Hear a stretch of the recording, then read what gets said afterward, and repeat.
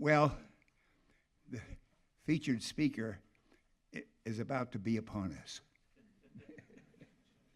Raring to go, he said, raring to go.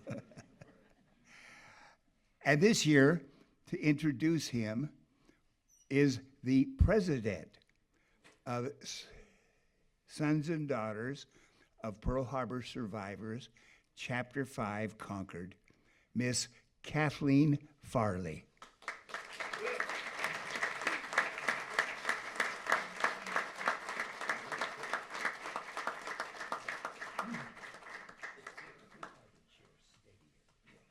Thank you very, very much. I know my time is very limited because at 5 o'clock we're going to be moving outside for the beacon lighting. Those of you that were here last year, if you remember the numbers that I gave you, out of 87,000 active military on the island of Oahu, territory of Hawaii, we now have 12 remaining. We are very fortunate to have one, and the only one that lives within the state of California is Chuck. Now this morning I received word, well I received word last week, the first time in the history since 1941, we did not have a Pearl Harbor survivor in attendance at Pearl Harbor this morning. We knew the day was coming. I just didn't know it was today. So in closing, and I want to tap into what Ted Clement had reiterated, why they're called the greatest generation. They grew up in an era where cars and radios were the most modern of things.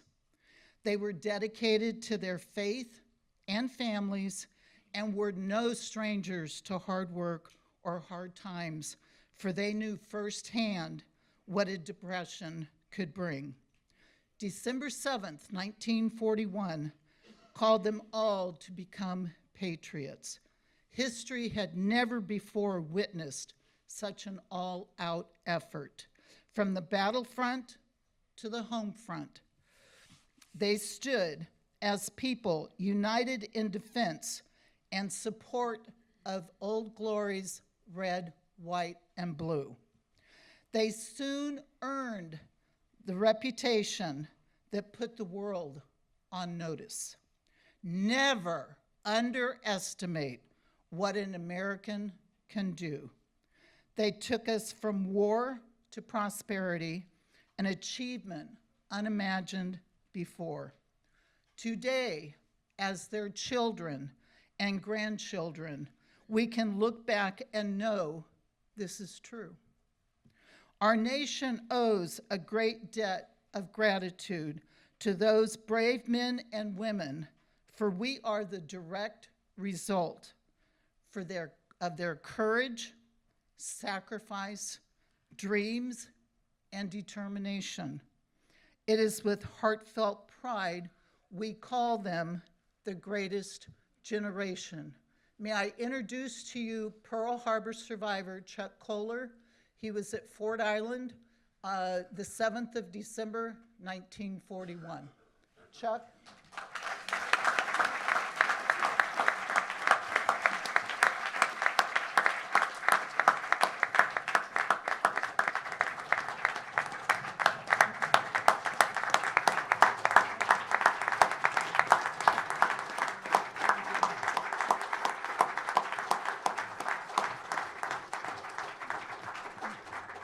Thank you.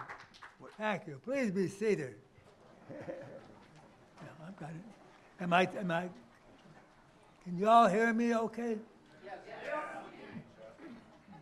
Okay. I'm deeply, deeply honored and very, very appreciative of this opportunity that you have given me to stand once again in honor and in remembrance of my sunken shipmates and fallen comrades. Also, I stand in remembrance of tens of thousands of American individuals who answered the call of their country, laid their lives on the line, sacrificed their lives for the liberties and the freedoms that many people take for granted. Believe you me,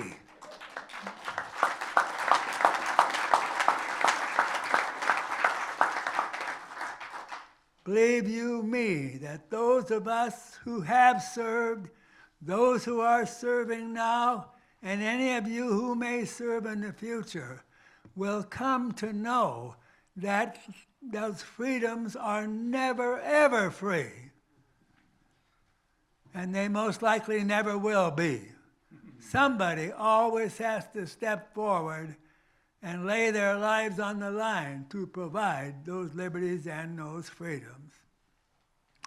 To give you a little idea of what I experienced there that morning, I was a 17-year-old sailor assigned the 0800 to 1200 security watch there at Fort Island Naval Air Station, right in the bullseye of Pearl Harbor. I had arrived at the hangar early. When I had an assignment like that, I'd rather be 20 minutes early than 10 seconds late. I arrived and met up with the individual that had been assigned the 400 to 800 watch. He and I made the round. Everything seemed secure. Nothing was out of order. So I relieved him. He went on about his day schedule. And I thought since he and I had just made the rounds, there was no need for me to do it again so soon. So I went into an upper level office there in the hangar. The personnel office was sitting at one of those old manual typewriters trying to type a letter to my dear sweet mother. Back then, if you could type 40 words a minute, you were considered an expert typist. It was maybe taking me about 4 minutes to do a word. But I was doing the best I could using that two-finger hunt and peck system, you know. I was really going to impress my family back there on the farm with that typewritten letter. I heard the sound of an approaching aircraft, but that's not unusual. We're a naval air station. Airplanes come and go, but not usually on a Sunday and certainly not that early in the morning. The sound of that airplane changed, and I knew immediately that it was in a power dive. And I'm thinking, oh, that's one of our friendly air group pilots. He's got a little bit bored with that regulation formation flying. He's wanting to do a little hot dogging and have a little fun. And I'm thinking, boy, oh boy, I wouldn't want to be in his shoes when the commanding officer gets a hold of him. Little did I realize it was those of us there on the ground and on the ships that were going to be in some serious, serious trouble very, very shortly. Suddenly and simultaneously, there was a tremendous roar. Bomb fragments, explosion debris, and window glass came crashing into the back of my head, ears, neck, and onto my shoulders. If any of you have experienced similar events, you'll maybe kind of remember that that can kind of upset your plans for the day. You know what I mean? It took me a little while to get a train of thought back on track, and when I did, I'm thinking, like I say, you know, we're going to hot dog and have a crash. Anyway, it was a very, very exciting and sad day for a 17-year-old kid. I had joined the Navy 2 months and 1 week after my 17th birthday, and it just became, I took to the Navy like a duck takes to water, if you know what I mean. Anyway, it was a great experience for me. My experiences there at Pearl Harbor and in other incidents down through the war made me so fiercely independent that I never, ever again had this of necessity had to sleep under someone else's roof or eat at their table. And I kept on doing that. I stayed in the workforce for 79 consecutive years. When I turned 96, I figured maybe I just ought to give it up and let somebody else take care of it. You know, maybe I did my part. Anyway, I'm like I say, I'm so honored and so grateful to be here and to have had that experience.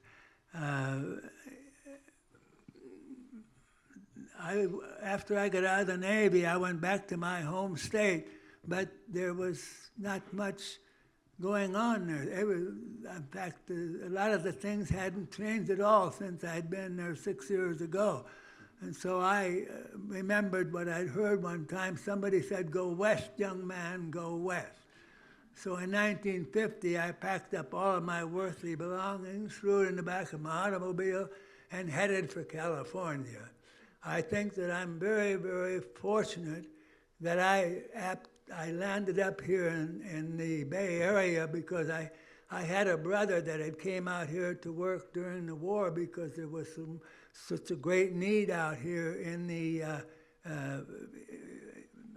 war, providing the equipment and the whatever else we would need to carry on that war, you know. And like I say, I'm thankful I landed in this spot because at that time the beacon was set and idle. It had, at one time, I don't know how many of you realize this, but at one time there were 1,500 of those beacons shining throughout the U.S. Today there is only one. Not only does it still exist, but it works. We keep it working.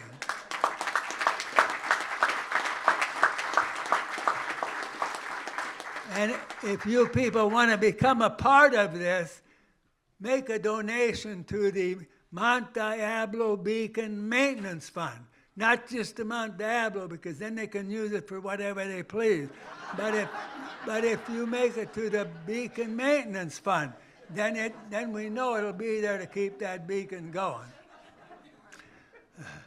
I have made a promise, and I caught up with it last year by presenting a check, I think, for about $6,000 to the beacon, and I said then that I would donate $100 each time that beacon is lit in remembrance of those who lost their lives at Pearl Harbor. My son told me the other day, he said, $100 don't go far anymore. I think we ought to increase that to about 500. Oh, maybe he'll help with some of that. Anyway, like I say, I was a 17-year-old sailor trying to be the very, very best military man that I could be. And, I just tried to do everything as best that I could in the way it went. You got to kind of understand here at 102, I have a little bit of blank sometimes. I draw blank. Anyway, I'm so thankful and grateful to each and every one of you for being here today. And I just appreciate so much the opportunity that I have to stand in representation of all those individuals who down through the years, like I say, have given their life in the service of their country. And I hope that if the situation ever arises where we will need that kind of involvement again, I hope that there will be those who will step forward and do whatever is required of them at that time to continue to provide those liberties and those freedoms to people who don't seem to realize sometimes that it's never, ever free. Somebody has always given for that. I've been very fortunate that my family has always been very supportive of me. They have all grown up to be very productive individuals. And, I had one of them step up to me one day and he said, "Well, I want to thank you because you taught us a very, very, very, very worthy work ethic." For me, work has always been my fountain of youth, and I hope that I can keep on. My dear sweet wife has slipped so deeply into dementia that she doesn't know who she is anymore. She doesn't know who I am. There's a physical likeness, but everything else is gone. And it's a cruel, cruel disease to have. And I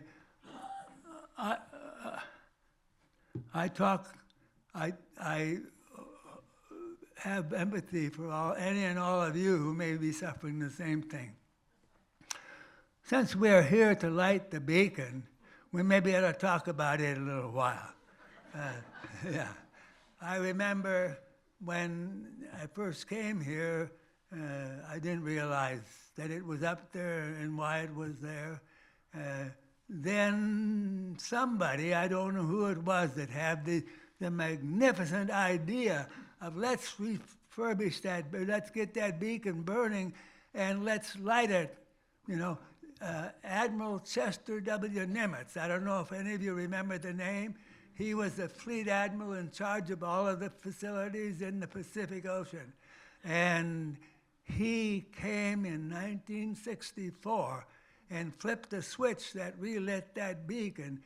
And it was him that suggested that it be lit every year in remembrance and in honor of those who lost their lives there at Pearl Harbor. Any of you can have it mean whatever you want, but just make it a point to be sure to watch it. When we leave here tonight and they light that beacon, if you will put yourselves in the right frame of mind, and if you will listen very, very carefully, all of those victims will communicate with you. They'll do so in unison, as if with one voice. And their message, their plea will always be the same. Remember us. Remember us. We gave our lives while in service to you.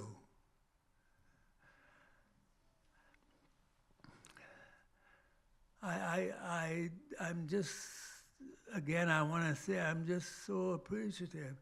And I feel so honored to have had the opportunity that I've had. When we went back, my daughter and her husband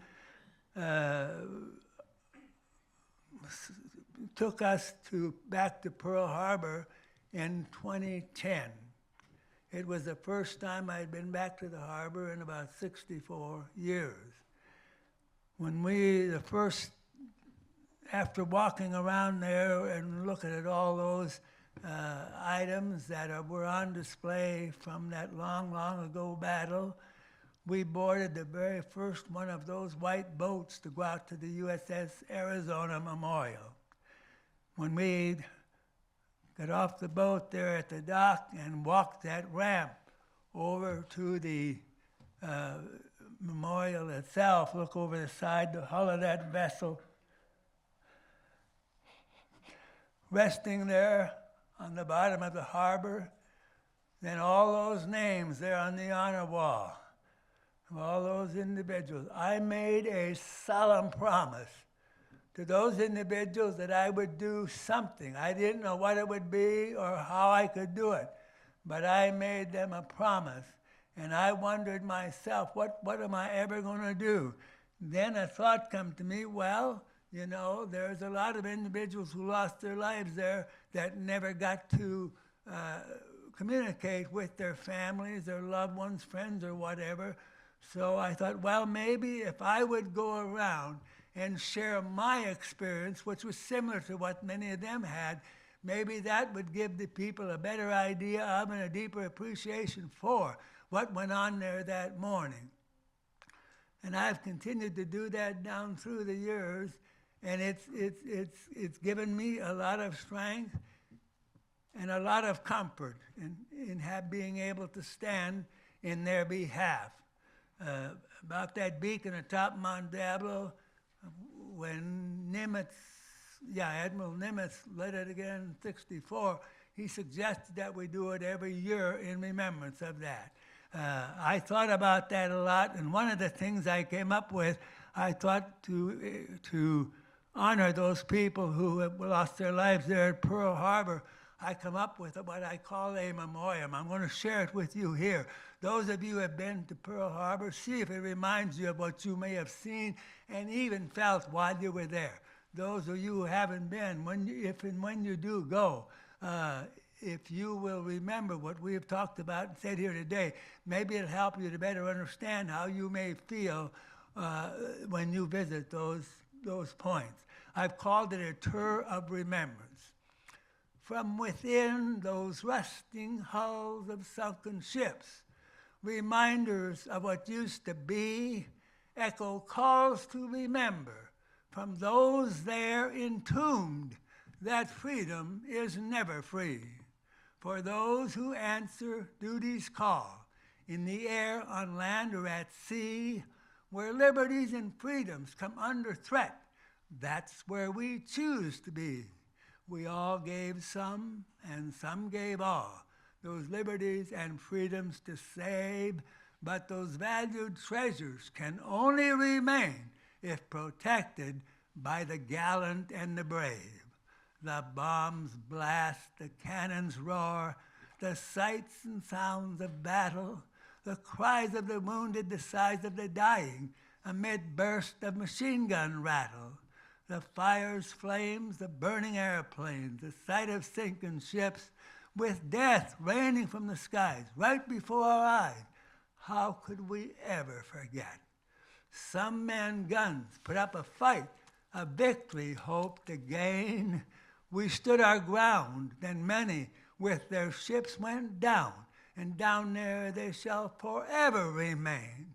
Those shipmates and buddies, forever they're lost, never to breathe air again, must always be honored and forever remembered, or their sacrifices will have been in vain.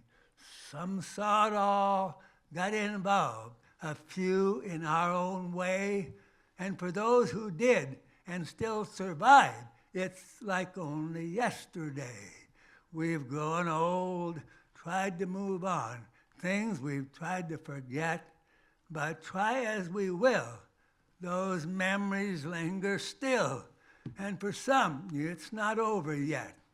Our seasons pass, the time draws near, the last survivor will have faded from sight.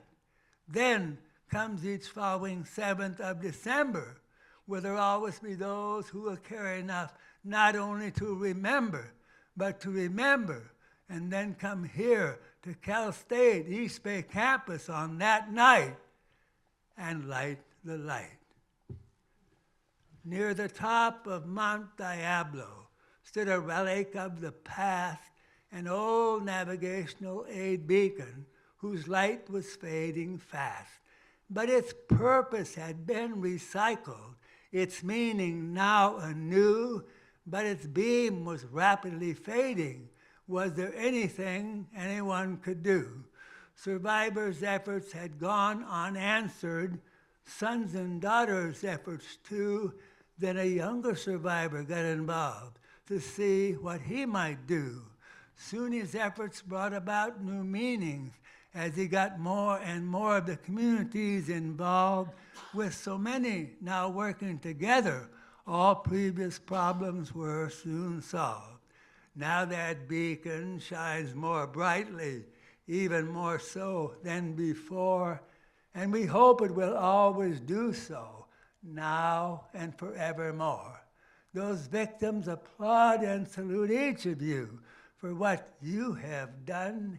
Navy, Marine Corps, Army Air Corps, Coast Guard, each and every one.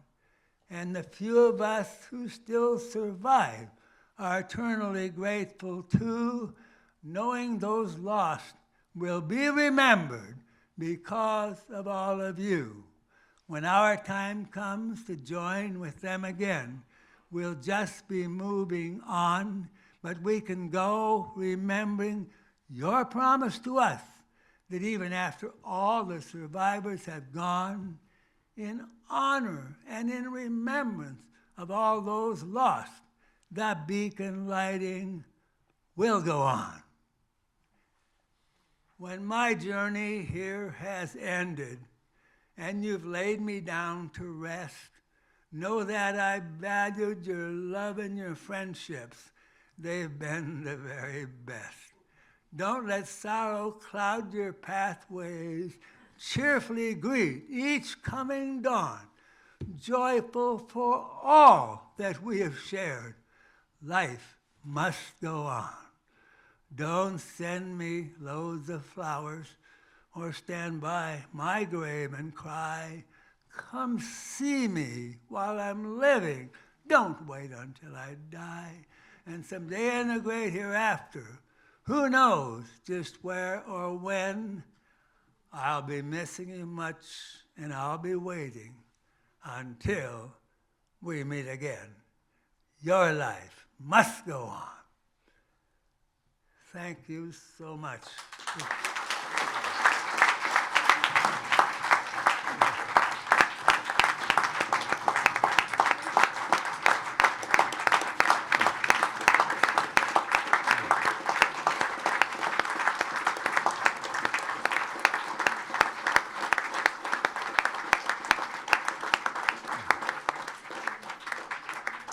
Thank you. Thank you so much. Thank you so much. If you will remember me and what we've done and said here tonight, then you will remember all of my sunken shipmates and fallen comrades. That's what's important. Remember them. Remember them. Thank you so much. Thank you. Thank you.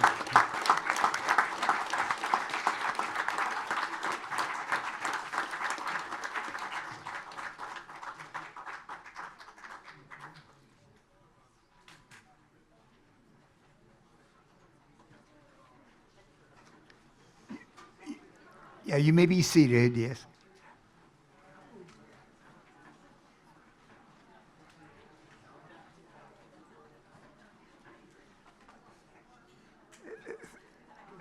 Thank you, Chuck. And may your fountain of youth keep flowing.